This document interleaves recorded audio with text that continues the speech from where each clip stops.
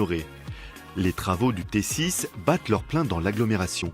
Un tram qui va relier Debourg à Hôpitaux-Est. Cette semaine, nous vous emmenons dans les coulisses des travaux. Aujourd'hui, le béton.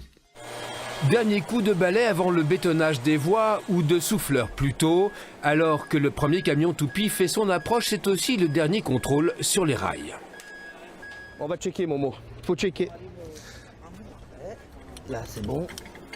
On essaye de mettre le rail le plus droit possible et le plus plat possible. Éviter les dévers, éviter le sinusoïde, histoire que le passager soit confortable dans la voiture. Le géomètre topographe effectue ses dernières vérifications juste avant le coulage du béton. Tout se joue à 1 mm près et suivant les jours, ça peut être coton. Comme hier, par exemple, il y avait du -5 le matin, du +12 l'après-midi. La voie, elle se dilate et ça bouge dans tous les sens. Donc on ne peut pas dire à telle heure on va commencer le bétonnage. C'est pas une science infuse, quoi. Et le béton, le voilà, 7 mètres cubes et demi par camion toupie. Des comme ça, il va s'en succéder pas moins de 14 pour la centaine de mètres à recouvrir. À chaque livraison, un autre contrôle, celui de la plasticité du béton avec un cône d'Abrahams, un test qui mesure l'affaissement du mélange.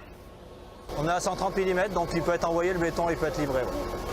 C'est surtout des résistances mécaniques en fait. On a des trams qui passent dessus, donc il faut qu'il ait des résistances au fendage et à la compression en fait.